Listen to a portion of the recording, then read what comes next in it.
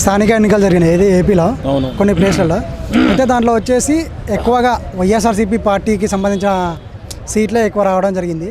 So ఈ 9 నెలల్లోనే మీరు ఏ విధంగా పరిపాలిస్తున్నారు, ప్రజల్ని ఏ విధంగా ఇబ్బంది పెడుతున్నారు ఏంటనేది ప్రజలకు తెలిసింది. అందుకోసమే మాకు సీట్లు ఎక్కువ రావడం జరిగిందని చెప్పేసి జగన్ గారు మాట్లాడారు. సో దాని గురించి ఏమంటారు?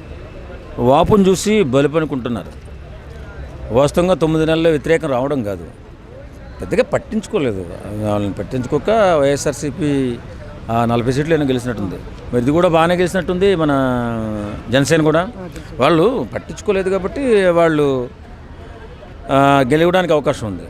కారణం ఏంటంటే అప్పుడే ప్రభుత్వం మీద వ్యతిరేకత అంటే అది నిజం కాదు. ఎందుకంటే ఇంక పనే ప్రారంభించలేదు. పెట్టిన పథకాల్లో 2 పథకాలు అమలు అవుతాయి. 9 నెలలు అయింది. 9 నెలలు అయింది, 2 పథకాలు ప్రారంభించారు. అప్పుడే వ్యతిరేకత అంటే అంత కాదు. కాకపోతే ఈ పథకాలన్నీ ప్రవేశపెట్టిన తర్వాత ప్రభుత్వం కరెక్ట్గా అన్ని పనులు చేసిన తర్వాత అప్పుడు వ్యతిరేకత వచ్చిందంటే చెప్పొచ్చు. 9 నెలలు 1 year వరకు ఆగితే దాన్ని బట్టి ఏముండే ఆగి ఉంటే బాగుంటుంది. ఈ కొద్దిపాటి సీట్లకే మురిసిపోతే వాళ్ళు ఆనందానికి మనం ఎందుకంటే చెప్పాలా, శుభాకాంక్షలు తెలియజేయాలి ప్రతి ఒక్కరికి కూడా. ఎందుకంటే వాళ్ళు గెలిచారు కాబట్టి వాళ్ళకి శుభాకాంక్షలు తెలియబట్టాలి. అంతేగాని దీనివల్లే మేము పైకి చేసామంటే మాత్రం అది జరిగే పని కాదు. అలాగే ఇంకోటి ఏంటంటే అంబటి రాంబాబు గారు ఏమన్నారంటే అబద్ధాలు నెంబర్ వన్ అబద్ధాలు చెప్పడంలో ఎవరున్నారంటే చంద్రబాబు నాయుడు గారు ఉంటారు.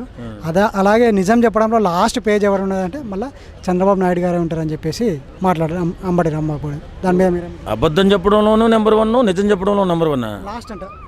అదే నేను అంటున్నాను కదా. ఇప్పుడు నువ్వు అన్న మాట ఏంటి, నిజం చెప్పడంలో నెంబర్ 1 అంటున్నాడు లాస్ట్ని, ఫస్ట్ ఏమో అబద్ధం చెప్పడంలో నెంబర్ 1 అంటున్నాడు. మరి ఆయనకన్నా మతిపోయిందేమో, మతి భ్రమించిందేమో. ఇప్పుడు అబద్ధం చెప్పడంలో నెంబర్ 1 అని బాగానే ఉంది, లేకపోతే నిజం చెప్పడంలో నెంబర్ 1 అని బాగానే ఉంది. రెండు ఎలా చెప్తావు? ఇప్పుడు అతను మాటకారి, అద్భుతంగా మాట్లాడగలుగుతాడు. ఏ ప్రాబ్లం అయినా ఏ కంటెంట్ అయినా అటు నుంచి ఇటు తిప్పగలుగుతాడు, ఇటు నుంచి అటు తిప్పగలుగుతాడు. కాబట్టి ఆయన ఏదైనా చెప్తాడు.